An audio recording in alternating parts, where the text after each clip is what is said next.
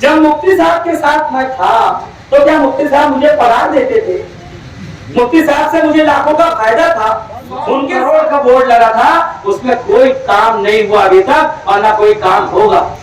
पिछले assembly election से पहले 40 काम की कुदाल मारे थे, 4 काम मिली। 81 काम करने का पिछले इलेक्शन में उन्होंने मैनिफेस्टो में वादा किया था, उसमें का एक काम भी नहीं हुआ। 81 काम तो हुआ नहीं, 82 नंबर का काम किया जाए और कैसे कहना चाहिए कि छुटकारा दिया जाए, ये बात हम तमाम लोगों के सोचने की।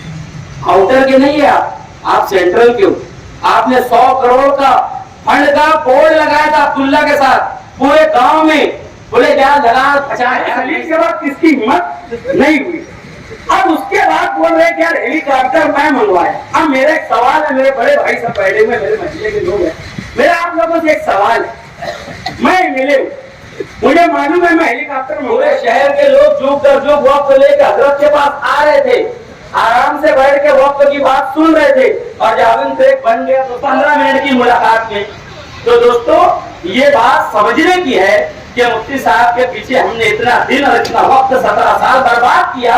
हमारे नया पूरे को बाबला साहब, आसिफ शेख रशीद साहब यहाँ पर मौजूद, नया पूरे की तमाम ही बाइज्जत काबिल तकरीम काबिल तहसीन शख्सियात, मेरे महल्ले नया पूरे के मेरे बड़े भाइयों, मेरे बुजुर्गों और दोस्तों, ये नया पूरा है, इसकी गली नंबर 3 का मैं रहने वाला हूँ। यही मेरी पैदाइश हुई, यही मेरे वालिद साहब की पैदाइश हुई। मेरे दादा की पैदाइश समकसेर की है। पुराना मालेगांव कुछ हद तक समकसेर में बसता था, उसके बाद इस्लामपुरा, नया पूरा। जब इस्लामपुरा था तो नया पूरे को कच्ची बस्ती कहा जाता था, और जब नया पूरे से आगे बस्ती बढ़ गई तो अब मालेगांव शहर में नया पूरा, इस्लामपुरा, रसूलपुरा ऐसे कहा जाता है, पक्का वार्ड। और जो आगे की बस्तियां हैं सब उसे कच्चा वार्ड बोला जाता है। ऐसा सिर्फ बोला जाता है, हकीकत में ऐसा नहीं। अब जो पक्का वार्ड है वो भी पक्का वार्ड है या नहीं ये आप जानते हैं, मगर जो कच्चा वार्ड है पक्के वार्ड से ज्यादा पक्का हो गया। पक्का वार्ड और कच्चा वार्ड क्यों कहा जाता था? जहाँ पर सीमेंट रोड बनी हुई है, जहाँ पे सीमेंट की गलियां बनी हुई है, जहाँ पर गटरें बनी हुई है, उसे पक्का वार्ड कहा जाता था। और जहाँ पर सीमेंट रोड नहीं है उसे कच्चा वार्ड कहा जाता था। ये नया पूरा है। सादिक टाटा, अब्दुल कय्यूम झाका माका, निहाल साहब, साजिदा मैडम साहबा, डॉक्टर खुर्शीद साहब, इस तरीके से पुराने काउंसलर रहे यहाँ पर। एजाज उमर साहब, ये पुराने काउंसलर थे। किसी ने इस यहाँ पर पाइपलाइन पुरानी थी उसे नहीं बनवाया, किसी ने इसमें जो गलियां खाली थी, बहुत सारी गलियां पक्की नहीं थी, फर्जी बिछी हुई थी, उसमें पक्की सीमेंट रोड बनवाई। एकदम आखिर में 14 नंबर और 15 नंबर गली की सीमेंट रोड मैंने खुद जब होश संभाला तो उसे पक्की बनते हुए देखा। इस तरीके से बतदरीज ये नया पूरा कच्चे वार्ड से पक्के वार्ड में मुंतकिल होता गया। हर काउंसलर ने कुछ न कुछ इस वार्ड को देने की कोशिश की। सवाल ये है कि 2007 से लेकर यहाँ तक 17 साल हो चुका है मुफ्ती मोहम्मद इस्माइल कासमी साहब को सियासत में आए हुए। ना मुफ्ती इस्माइल साहब से मेरी कोई जाती दुश्मनी है, ना आसिफ साहब से कोई रिश्तेदारी है। अल्लाह गवाह है, मुझे जो लोग करीब से जानते हैं वो लोग जानते हैं मेरे अंदर शहर की तरक्की से और शहर से कितनी खुलूस और मोहब्बत है अपने शहर से मेरे अंदर। ये नया पूरे में नूरानी मस्जिद के आसपास के लोगों से आप जाकर जानेंगे, मेरे मोहल्ले के लोगों से, मेरे बचपन के दोस्तों से आप मुलाकात करेंगे तो आपको पता चलेगा कि मुझे सिर्फ और सिर्फ आसिफ साहब के साथ रहने पर मजबूर अपने शहर की मोहब्बत ने किया है, मुफ्ती साहब की दुश्मनी ने नहीं किया है, या आसिफ साहब से कुछ मुझे फायदा है, ऐसा नहीं है। आसान तरीका यह है कि लोग बोल देते हैं, बोले ओके ना मिला तो ये कुछ बहुत आसान है ना, किसी को डिग्रेड करने के लिए बहुत आसान जुमला है। ये तमाम सहाफी हजरात मुझे बहुत करीब से जानते हैं। कोई खड़ा होकर बोल सकता है मुझे आसिफ साहब से क्या मिलता है? इनको तो अंदर की बात भी मालूम है, ऊपर की बात भी मालूम है, पुरानी भी मालूम है। जहूर भाई बहुत सीनियर है। कोई बता सकता है कि आसिफ भाई के पास मेरा क्या पगार फिक्स है? कोई भी सियासी आदमी हो, आसिफ साहब से माजरत के साथ मैं कहूंगा कि इतनी आसानी से किसी को भी कुछ भी निकाल के दे नहीं देता कोई भी सियासतदान। जब मुफ्ती साहब के साथ मैं था तो क्या मुफ्ती साहब मुझे पगार देते थे? मुफ्ती साहब से मुझे लाखों का फायदा था। उनके साथ भी तो मैं 7 साल रहा। 7 साल मुफ्ती साहब के साथ सियासत में आने के बाद मैंने निकाले। 2014 में मैं आसिफ साहब के पास गया। जब आसिफ साहब इलेक्शन लड़ने लगे तो जाहिर सी बात है कि ये बात किसी को डिग्रेड करना है, किसी की बात को बेअसर करना है, किसी की सच और हक बात को दबाना है तो उसको करप्ट बता दो, उसको बोल दो ना पगार है वहां पे वही से वैसी तकरीर करा। कोई किसी को कुछ देता नहीं दोस्तों, और कोई किसी आस में इस तरीके से दिलो जान से अपनी जान हथेली पे लेकर कहीं लगता नहीं है। मगर इस शहर का मुस्तकबिल मुझे समझता था कि अगर हम महफूज रह सकता है तो ये ऐसे लीडर के सामने हाथ में महफूज रहेगा जो काम करने का हुनर जानता है, जिसको काम करना आता है। यार भैया ने बहुत अच्छी मिसाल दी। मैं भी आपसे कहूंगा कि कोई तुरपाई करने वाला मुल्ला वाले में बैठता है, उसको आप जाकर बोलेंगे कि मंडप सीने का है तो सिएगा क्या? वो बोलेगा भैया कोई कपड़ा ना हट गया हो, स्त्री से जल गया, मैं उसको तुरपाई करके इतना खूबसूरत बना दूंगा कि समझ नहीं आएगा कि ये स्त्री से जला था। तो हर आदमी अपने काम का माहिर होता है।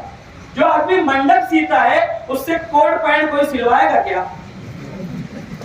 जो आदमी जूता और चप्पल सीता है उससे मैं कुर्ता और पैजामा सिलवाऊंगा क्या? अगर मैं सिलवाने गया तो बोलेंगे वो आप ही टेढ़े हो गए। बोले कहा है? बोले यार वो विठल के पसो बैठे कुर्ता पैजामे और कपड़ों। तो जाहिर सी बात है दोस्तों, ये जो है ना सलाहियत की बात है। जिसको जो सलाहियत, आसिफ शेख रशीद साहब की सलाहियत की तो एक ही मिसाल काफी है कि वो देवेंद्र फडणवीस की सरकार में एमएलए थे, उनकी नाक में दम करके रखे थे, हर मामले में उड़ के खड़े होके बोल देते थे। उसके बाद जब उनका फ्लाईओवर ब्रिज बनाना था तो फजर की नमाज के बाद जाकर उसके कान में पता नहीं क्या बोल के 22 करोड़ उससे लेके आ गए। ये काम करने का हुनर होता है, ये काम करने का तरीका होता है, ये सलाहियत होती है कि आदमी हर एक से ताल्लुक ऐसा बना के रखे कि सामने वाला लीडर भी समझे कि लड़के के अंदर तड़प है, ये अपने शहर की तरक्की के लिए मुझसे कुछ मांग रहा है। तो देवेंद्र फडणवीस ने भी 22 करोड़ रुपए दे दिया 15 मिनट की मुलाकात में। तो दोस्तों ये बात समझने की है कि मुफ्ती साहब के पीछे हमने इतना दिन और इतना वक्त 17 साल बर्बाद किया, हमारे नयापुरे को क्या मिला? जब से मुफ्ती साहब आए हैं चुन के, आप तमाम लोग मेरे मोहल्ले के, मेरे बहुत पसंदीदा, मेरे अजीज तरीन मोहल्ले के रहने वाले हो। मुझे अगर कोई अमेरिका वाला ग्रीन कार्ड देगा, बोलेगा वाशिंगटन में आके रहो, मैं बोलूंगा नहीं, मेरे को नूरानी मस्जिद नहीं छोड़ना है, मुझे मीनारा मस्जिद नहीं छोड़ना है, मुझे मेरा मोहल्ला नयापुरा नहीं छोड़ना है, मुझे ग्रीन कार्ड मत दे, मुझे अपने मोहल्ले से प्यार है, मुझे अपने लोगों से प्यार है। ये लोग अगर मुझे नहीं दिखेंगे तो मेरे दिन रात कठिन हो जाएगी, मेरी जिंदगी मुश्किल हो जाएगी। मैं जिन साथियों को, जिन सरासर चेहरों को देखकर जीता हूँ, उसके जरिए मेरी जिंदगी खूबसूरत बनी है, तो मैं वहां नहीं जाऊंगा। तो हमारे मेरे नयापुरे को क्या मिला? शहर को जाने दीजिए, नयापुरे को क्या मिला? आज 10 साला एमएलए शिप का इख्तिताम होता है तो सिर्फ 15वीं गली बनती है, सिर्फ 15वीं बनती है। बोले 14 भी बनी है, 15 भी बनी है, सुलेमानी भी बनी है, कुछ नहीं बना, सिर्फ 15वीं गली बनी है। और वो क्यों बनी है वो मैं आपको तफसील से बाद में बताऊंगा। मैं फिर बोल रहा हूँ, मुफ्ती मोहम्मद इस्माइल कासमी साहब का मैं फैन था, वैसे तालिबे दीन आज भी मैं उनका फैन हूँ। उनकी सलाहियत से, शरई, दीनी और इफ्ता की सलाहियतों से मुझे कतई इनकार नहीं है। मगर मेरे शहर का जब मामला आएगा तो मेरा इसलिए वो इंतखाब नहीं होंगे कि उनको हमने आजमा कर देख लिया। और मोमिन एक बिल से 2 मरतबा नहीं डसा जाता। कितने लोग नहीं आए होंगे मुझे समझाने, नयापुरे के बोलो, इस्लामपुरे के, रसूलपुरे के सरकर्दा लोग, छोटे लोग, बड़े लोग, साजिंग वाले, बुनकर साथी, कितने लोगों ने मुझे मुफ्ती साहब का साथ छोड़ने के बाद नहीं समझाया होगा, आप लोग तसव्वुर नहीं कर सकते। मगर मैंने मुफ्ती साहब के साथ जाना गवारा इसलिए नहीं किया कि उनके अंदर वो सलाहियत नहीं है जो मेरे शहर का कोई काम, तामीरी या कोई सियासी या कोई कहना चाहिए कि सकाफती, तालीमी वो कर सके। उनके अंदर कोई सलाहियत नहीं। शतरंज खेलते देखे ना, दो दोस्त बैठ कर शतरंज खेलते हैं तो पहले मोहरे मारते हैं, फिर हत्ती मारते हैं, फिर घोड़ा मारते हैं, फिर उसके बाद वजीर मार देते हैं आखिरी में। क्या हो रहा है पता है? बताया ना मेरे साथी ने, सिंडिकेट बैंक गई, बड़ौदा बैंक गई, खरीदी ऑफिस गई, बिलिंग शोभा गया, पावर हाउस गया, सब जाते जाते जाते जाते मुफ्ती साहब के एकदम महल्ले में आके प्रभात भी उठा के वजीर भी मार दिया उन्होंने। प्रभात भी उठा के लिखे, अब बगैर वजीर के शतरंज खेल, सब मोहरे मर गए इनके। ये सियासी बिसात पर नाकाम हो गए। सियासत भी शतरंज का खेल ही है दोस्तों, सियासत भी शतरंज का खेल है। ये तो दादा उसे कैसे खेल रहा है, देखो कैसे खेल रहा है कि वो एक नंबर प्रभाग में, उसके सामने वो खामोशी से 3 करोड़ की इमारत बनवा रहा है। 3 करोड़ 54 लाख की उससे इमारत बनवा रहा है। बहुत अच्छा है सर प्रभाग नंबर 1, मगर वो खामोशी से इमारत बनवा रहा है। पता है क्या इरादा है? जब वो प्रभाग नंबर 1 तैयार हो जाएगा ना, फिर आप सिटी इंजीनियर को यहाँ ढूंढने जाना, वो वहां बैठा रहेगा। फिर यहाँ कमिश्नर के पास तुम मोर्चा लेके जाना, वो वहां बैठा रहेगा। फिर यहाँ पर तुम कोई और कार पर बड़ा बिल्डिंग डिपार्टमेंट का काम लेके जाना, वो एचओडी वहां बैठा रहेगा। क्यों बैठा रहेगा? हमारी जान को खतरा है। वहां पे लोग आते हैं, गाली गलौज करते हैं। देखो हमारे साथी का किसी को खुद ही करवा देंगे कोई कांड, कच्ची बात। देखो हमारे साथी पे काफिला हमला हुआ, कारपोरेशन भी उधर ले जाने की साजिश हो चुकी है, यानी वो बादशाह भी मरने वाला है। और अगर ऐसे ही हम लोग ऐसा ही करते रहे तो यकीन जानिए, मैं आपसे जो पूछ रहा हूं नया पूरे को क्या मिला, पूरा शहर इसी तरीके से यतीम हो जाएगा। कौन से नया पूरे के किसी हमारे नौजवान को सर्विस मिल गई मुफ्ती साहब के जरिए कारपोरेशन में? कौन से हमारे नया पूरे के, इस्लामपुरे के इस तरह पे किसी नौजवान को कारपोरेशन में कोई अच्छा ओहदा मिल गया? 17 साल हो गया ना, एक मिसाल तो दो। कौन सा कोई हमारा नया पूरे का कोई बंदा बहुत बड़ा ठेकेदार बन गया कारपोरेशन का? कोई है? कोई मिसाल है आपके पास? कौन सा कोई तरक्की करके लेके चला गया? कुछ नहीं होने वाला है दोस्तों, और किसी को कुछ मिलने वाला नहीं है। इसलिए कि वहां पर क्या मामला है, अपना काम बनता और नौज बिल्ला भाड़ में जाए जनता। ये हालात है और यही सब कुछ हो रहा है। जब भी ऐसा कुछ मौका आता है, शहर का मौका आता है और कुछ शहर के लिए करने का, कुर्बानी देने का मौका आता है, तो उसके बाद लाई लपेटी बात कर देने का। और उसके बाद ईदगाह पर बनने वाले वह जॉगिंग ट्रैक का क्या हुआ? जॉगिंग ट्रैक बन रहा था, पूरे शहर के लोग जुग दर जुग वक्त लेकर हजरत के पास आ रहे थे, आराम से बैठ के वक्त की बात सुन रहे थे, और जॉगिंग ट्रैक बन गया दोस्तों। उनसे कुछ नहीं हो सका, खुद की ईदगाह पर बनता हुआ जॉगिंग ट्रैक नहीं रुकवा पाए। उसके ऊपर बोर्ड लग गया दादा भुसे के नाम का, हमारी ईदगाह पर, और उसके बाद हमारा नुमाइंदा देखता रह गया। ये हम तमाम लोगों के लिए फिक्र का मकाम। और क्या क्या जाएगा? अभी सिर्फ वो बोर्ड लगाए, कल वो भी छिन जाएगी जो जगह है हमारी। अगर इतनी ही कहना चाहिए कि अहलियत पर सवालिया लिसान रहा उनकी, और इतना ही वो लो चलते रहे, कल वो सब कुछ हो जाएगा। देखते रहेंगे और उसके बाद सिर्फ और सिर्फ मंतिकी जवाब देते रहेंगे। 15 लोग फंस गए, मुफ्ती साहब तुम क्या बोल रहे हो? बोले 12 के निकाल लिए, 15 बाकी है। निकाल लिए जैसे ये खुद उड़ी मार के निकाला, बता। और उसके बाद हैदराबाद गए हजरत वहां पर, और उसके बाद कुर्ता उतार किया। मैंने वीडियो देखा, बोला अरे बाबा खुदिए। दोस्तों हंसने की बात इसलिए नहीं है कि मुफ्ती साहब बेहतरीन तैराक हैं। देखो जिसके अंदर जो सलाहियत है, जिसके अंदर जो सलाहियत है, मानना चाहिए। मुफ्ती साहब मच्छी मारते थे तो मदरसे के वक्त उन्होंने तैरना सीखा है। मुफ्ती साहब बेहतरीन तैराक, अगर आपको नहीं मालूम होगा तो मैं गवाही दे रहा हूँ। मुफ्ती साहब खड़ा भी तीर लेते हैं, आड़ा भी तीर लेते हैं, उल्टा भी तीर लेते हैं, सब तरीके से तीर लेते हैं। हंसने की बात में शहजाद है, हकीकत है, कई तरह का तीरना होता है भाई, है ना। मगर अब तुम ये समझेंगे कि बाद में तीर लेते तो फिर वो अलग बात। तो मैं बोला यार अब कूदिए नहीं, कूदिए लेके के अपनी पीठ पे बैठाइए लड़ी तरफ लेके। और यकीन जानो अगर मैं एमएलए होता, कसम खुदा की अगर मुझे मुफ्ती साहब जैसी सलाहियत गिरने की अल्लाह ताला मुझसे नवाजा होता तो मैं एक दिन पहले ही असरबाद कूद जाता, एक दिन पहले ही असरबाद कूद जाता और सबको बचाने की कोशिश करता, चाहे उस पर नाकाम हो जाता। अब ये कूदने के लिए जुब्बा था, काफी मुश्किल से उतरा। उसके बाजू में सलीम अस्साम खड़ा था, वो भी गुस्से में कुर्ता उतारा। बोले सलीम क्या करिए अब, मुफ्ती साहब चाहिए तो अब सलीम उनके बचाए कूदिए, तो सलीम अस्साम भी कुर्ता उतार दिया। बोला बारी बारी लगा तो सब उतर गए, पुल बना देंगे, मगर हाँ पुल बना देंगे। बोला सलीम के बाद किसकी हिम्मत नहीं हुई। अब उसके बाद बोल रहे कि यार हेलीकॉप्टर मैं मंगवाया। अब मेरा एक सवाल है, मेरे बड़े भाई सब बैठे हुए मेरे मसले के लोग हैं, मेरा आप लोगों से एक सवाल है। मैं मिले हूँ, मुझे मालूम है मैं हेलीकॉप्टर मंगवा चुका हूँ, तो वहां जाके मैं कुर्ता उतारूंगा। मैं बोलूंगा यार तुम लोग टेंशन मत लो, खा लिए ना। उन लोग बोले हाँ क्या बनाकर भेजो, हेलीकॉप्टर आ रहा है। सही है कि नहीं, सीधी सीधी बात। नाश्ता करो और सारे मच्छी मारे गए है ना, कोई खतरा तो नहीं है। तो बवार बोलता कोई खतरा नहीं है सर, मतलब ठीक है हेलीकॉप्टर आ रहा है। वहाँ उन्होंने हेलीकॉप्टर का लफ्ज़ बोला ही नहीं सर। और 15 केस बना रहे वो बनाएंगे 353 में। तो कल बोला असलम भाई को कि उनके ऊपर 353 का क्या रहता हो, वो बनाएंगे उनके ऊपर। सरकारी काम में अड़थड़ा। हाँ सरकारी काम में अड़थड़ा। बोले यार हमारी नत्ती बह रही थी उसको तुम अड़थड़ा वो केस बनेगा उनको 15 बन गया। तो अगर उन्होंने हेलीकॉप्टर मंगवाया होता दोस्तों, सच्ची बात, झूठ नहीं बोलना चाहिए। इतना नाजुक जज्बाती मामला है, किसी की जान दांव में लगी है, झूठ नहीं बोलना चाहिए।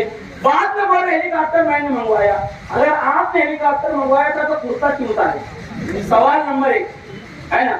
अगर कुर्ता उतारे इसका मतलब तुमको बिल्कुल खबर नहीं थी कि कोई हेलीकॉप्टर की बात है। जब तुम कुर्ता उतारे है ना, इसका मतलब तुम झूठ बोल रहे थे, तुमको मालूम भी नहीं था हेलीकॉप्टर आने वाला है। आप वो वीडियो देख लो जिसमें वो कुर्ता उतारे, हेलीकॉप्टर का लफ्ज भी नहीं है उसमें। अगर ऐसा रहता तो सुबह तुम भैया बात कहते तो बोलते ना कि हेलीकॉप्टर आ रहा है, मगर मुझे भी गर्म लगा था, मैं कुर्ता उतार दी। अच्छा उनको मालूम था कि पवार खड़ा है, फायर ब्रिगेड का, वो मेरे को कूदने ही नहीं देगा। जैसे जब पकड़ने वाले 4 रहते साइदार, तो आदमी उड़ के लड़ाई करने का बोलता, बोले छोड़ दे बिल्कुल, आज ही रहिए या तो मैं रहिए। अब जैसे ही सब दोनों तरफ से चारों छोड़ देते, वो दोनों बोलते और क्या हाल चाल है। पहला झूठ ऐसी बात है, पहला झूठ। मेरा रफीक भैया दूसरी गड्डी में रहते, तो काट दी। रफीक कटे, रफीक भैया ना वो गया था थिएटर में, अब अंधेरा था, भाई वाले को धक्का लगा, बोले जब बाहर निकल। अब जब बाहर आया तो वो उससे भी लंबा, बोला उसे चाहिए पिला। तो ये ऐसा मामला है। तो ये मामला जो है कि आप झूठ क्यों बोल रहे इस मामले। आसिफ भाई ने बोला देखो बात सच्ची ये है कि हेलीकॉप्टर तो इंतजामिया का काम चल रहा था मुसलसल के, कैसे इनको बचाना।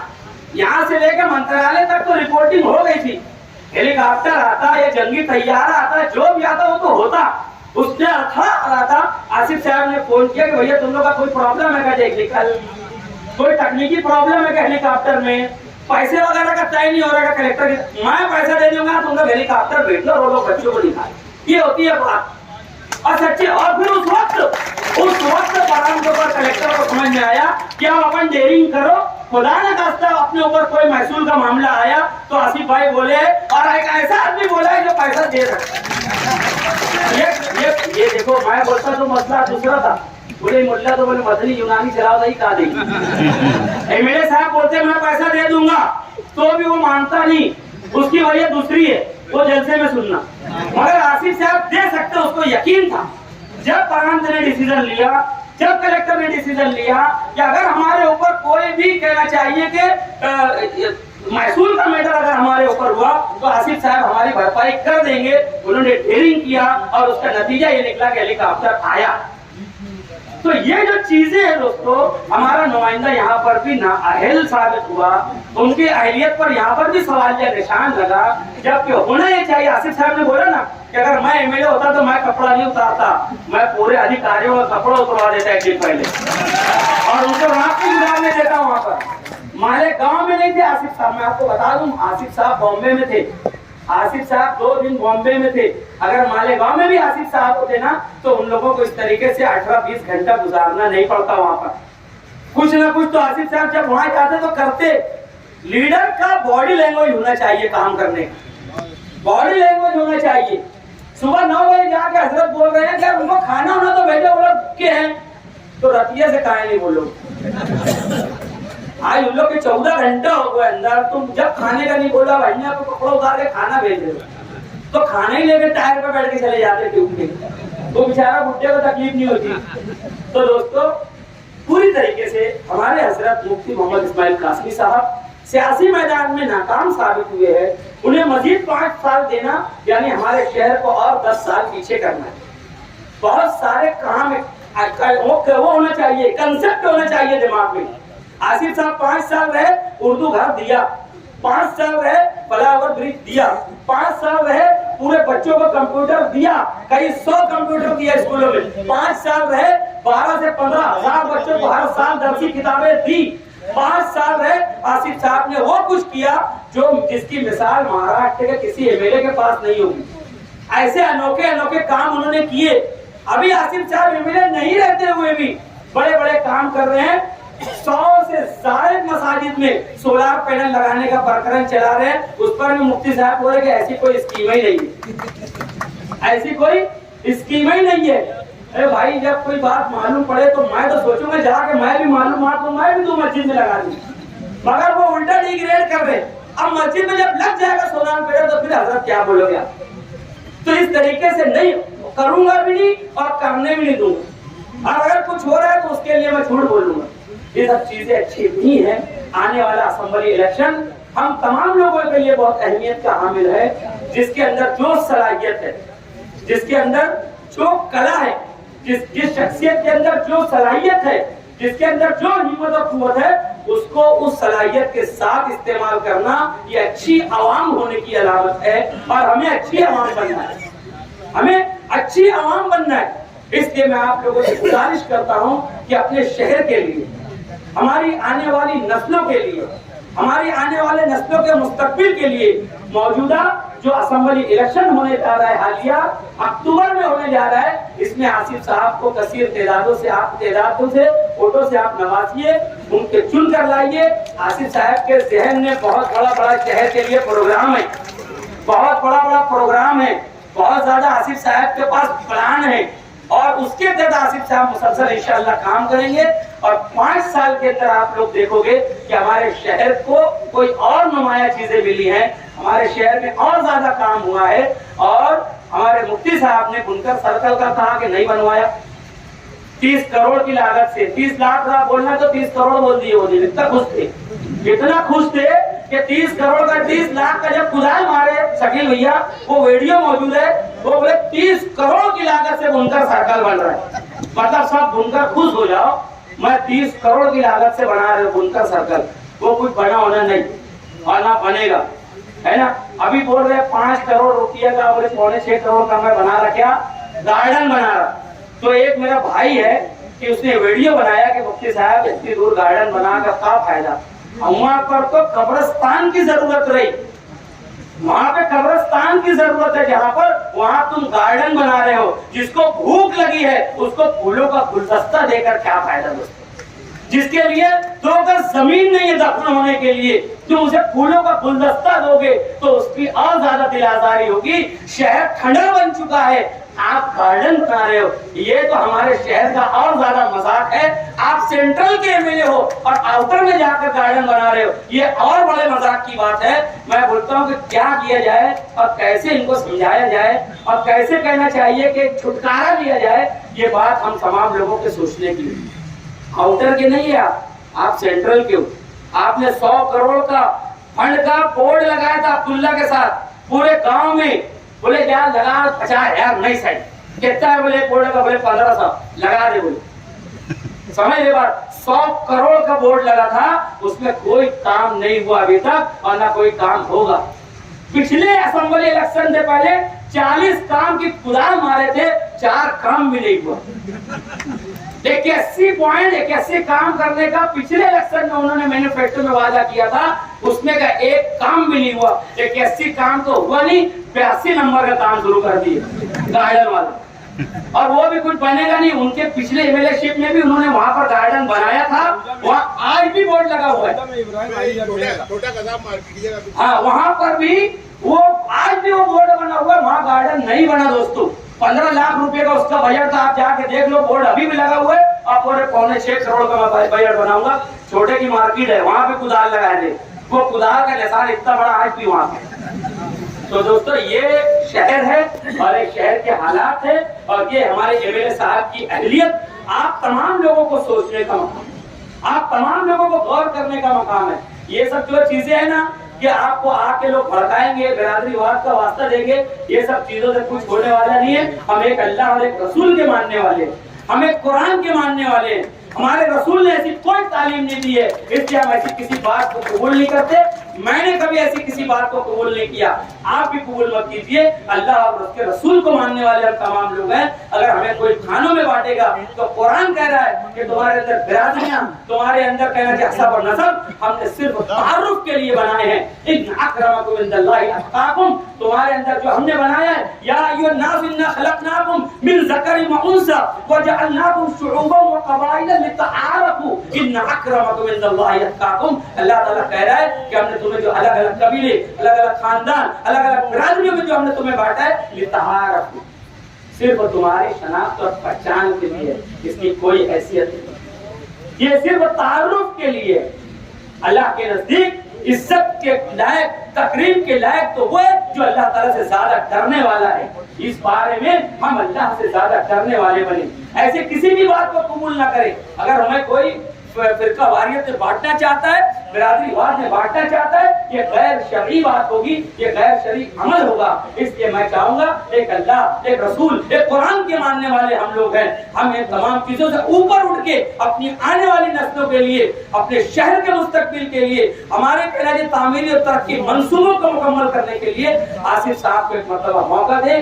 मुझे उम्मीद है कि मेरे तमाम बड़े भाई यहाँ पर मौजूद हैं, मेरे छोटे भाई मौजूद है, मेरे बुजुर्ग मौजूद है, जिनके दरमियान मैंने आंख खोली वो लोग मौजूद हैं। मेरी बात के ऊपर आप लोग कान रखेंगे, मुझे आपसे बहुत उम्मीद है। अल्लाह हाफिज, अस्सलाम।